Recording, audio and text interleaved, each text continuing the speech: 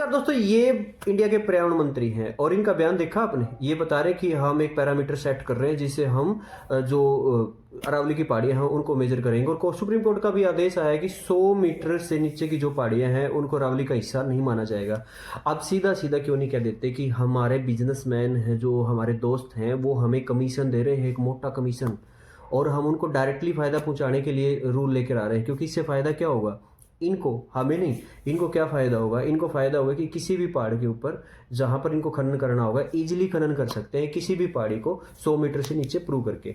और दूसरी चीज, एक चीज और देखना कि इंडिया के अंदर इतना सारा करप्शन है, तो भाई साहब किसी भी पहाड़ी को, चाहे उसकी हाइट 200 मीटर क्यों ना हो, उसको 100 मीटर प्रूव करने में ज़्यादा टाइम नहीं लगेगा। इतनी सारी स्कीम आपकी चल रही हैं डॉक्यूमेंट्स के अंदर, लेकिन पब्लिक तक तो नहीं पहुंच रही ना। पब्लिक तो आज भी नहीं पता कि ये स्कीम उनको मिल सकती है।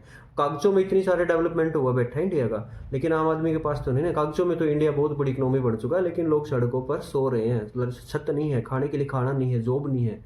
ये सब चीज़ें कहाँ से आई भाई साहब? और ये पर्यावरण मंत्री हमारे को बता रहे हैं पैरामीटर मापने की। और ये दूसरी ये कह रहे हैं कि इससे जो अरावली की पहाड़ियां वो सुरक्षित हो जाएंगी। कैसे हो जाएंगी भाई? अब कौन से असुरक्षित बैठे हैं? छोड़ दो उनको ऐसे ही। क्यों खनन कर रहे हैं वहां पर? मैं आपको सीधा सीधा इसका नुकसान बताता हूँ। जो बिल आया है अरावली की, अगर भौगोलिक संरचना देखोगे तो इसके दो तरफ का एरिया है। एक तरफ रेगिस्तान है, दूसरी तरफ हरा भरा एरिया है, जहाँ पर झीलें भी हैं, अच्छे अच्छे पहाड़ हैं और हरियाली भी है।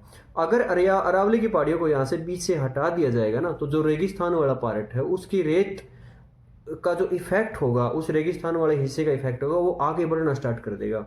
और धीरे धीरे धीरे जो हरा भरा एरिया, दिल्ली तक का जो एरिया है, वो रेगिस्तान में तब्दील हो जाएगा कुछ ही दिनों में, और ये पूरा एरिया रेगिस्तान बन जाएगा। और जितनी भी जो हमारे वहाँ पर वन्य जीव हैं और पोल्यूशन जो बढ़ेगा, क्योंकि इतने सारे पेड़ काटे जाएंगे, इतनी सारी झीलें नष्ट की जाएंगी, उनका क्या होगा भाई? अभी भी दिल्ली की आप हालत देख सकते हो। AQI की वैल्यू बहुत हाई है, लोगों का जीना मुश्किल हो चुका है।